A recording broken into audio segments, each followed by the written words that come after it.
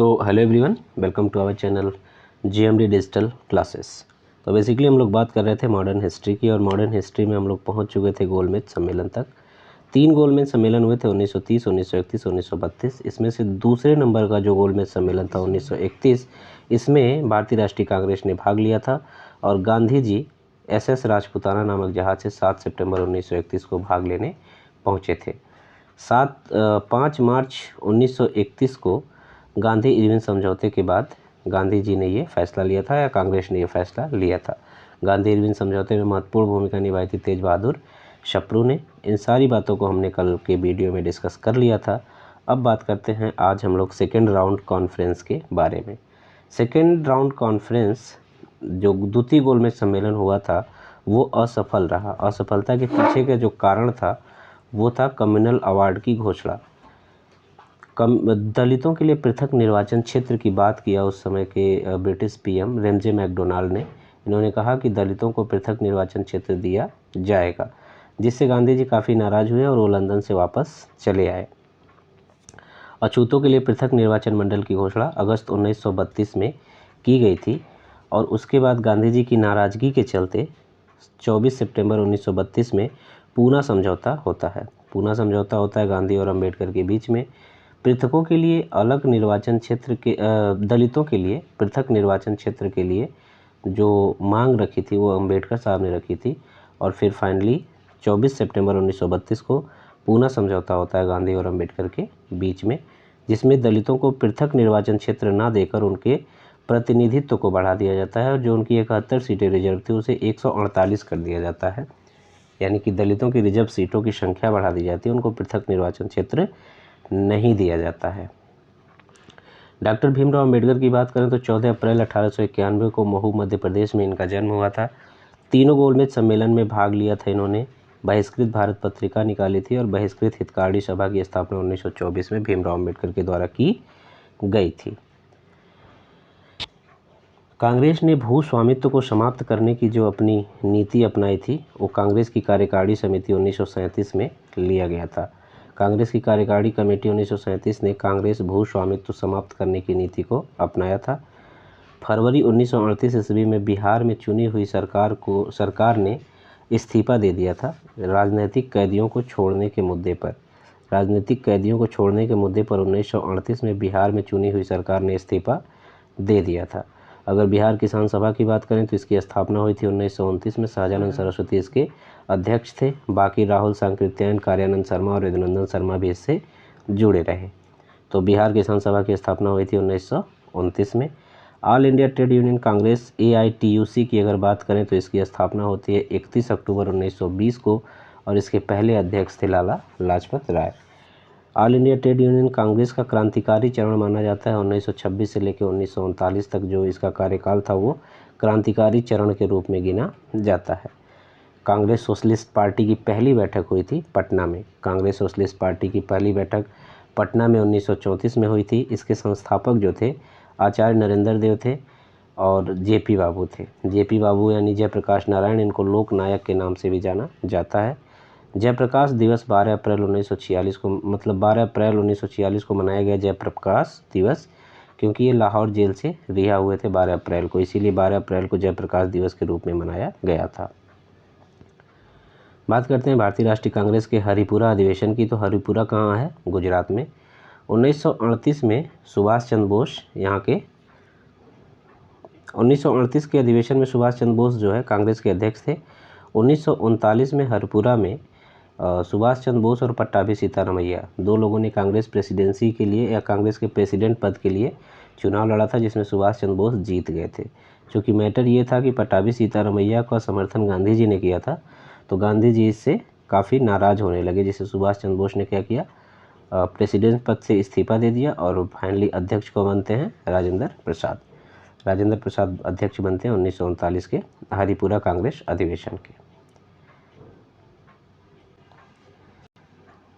तो बेसिकली जो 1938 में भारतीय राष्ट्रीय कांग्रेस का अधिवेशन हुआ था वो हरिपुरा गुजरात में हुआ था, और ये सुभाष चंद्र बोस और पट्टाभी सीतारमैया का मैटर था 1939 में। ये त्रिपुरी में हुआ था। कहाँ पे हुआ था? त्रिपुरी में। इसी को त्रिपुरी संकट भी कहा जाता है। तो ये कहानी थी भारतीय राष्ट्रीय कांग्रेस के 1938 और 1939 के अधिवेशन की। 1938 हरिपुरा अधिवेशन की अध्यक्षता तो सुभाष चंद्र बोस ने किया था, लेकिन 1939 में जो त्रिपुरी में अधिवेशन हुआ उसमें सुभाष चंद्र बोस जीते थे, लेकिन पट्टाभी सीतारामैया गांधी के समर्थित उम्मीदवार थे, जिसकी वजह से गांधी जी नाराज होने लगे। तो सुभाष चंद्र बोस ने इस्तीफा दे दिया और अध्यक्षता किसने की? राजेंद्र प्रसाद ने। ये त्रिपुरी अधिवेशन की बात है।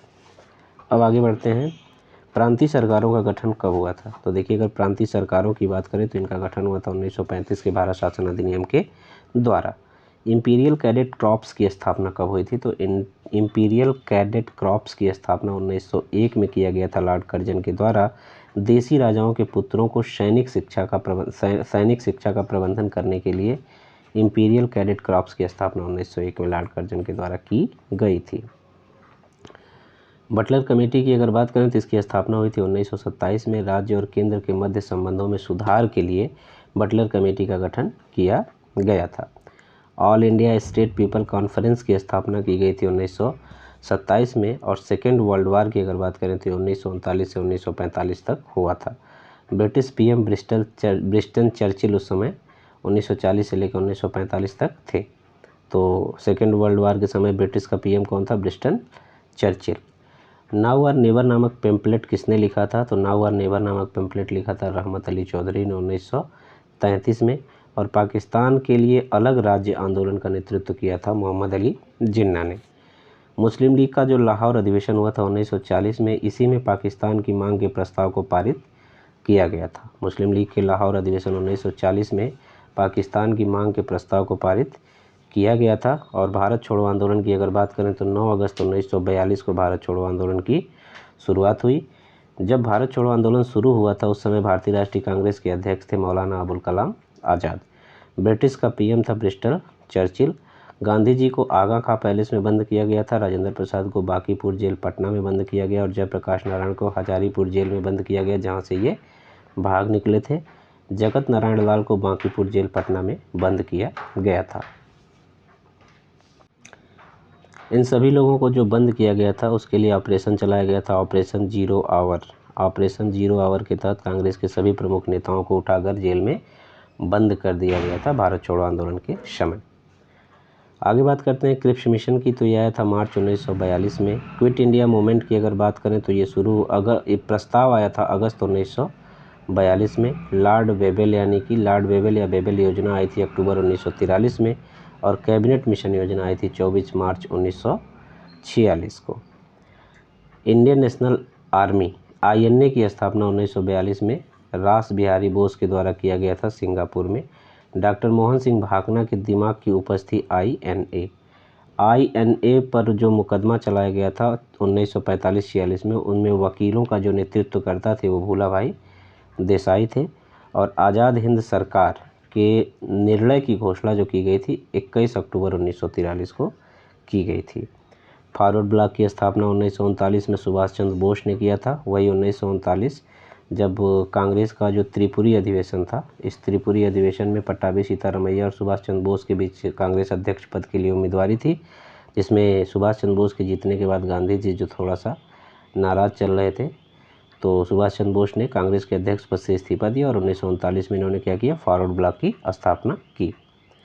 बारदौली की बात करें तो बारदौली महाराष्ट्र में स्थित है, चौरी चौरा उत्तर प्रदेश में स्थित है, यरवदा गुजरात में, और नोआकोली पश्चिम बंगाल में स्थित है। कैबिनेट मिशन भारत आया था, तो देखिए अगर बात करें कैबिनेट मिशन की तो कैबिनेट मिशन 24 मार्च 1946 को भारत आया था।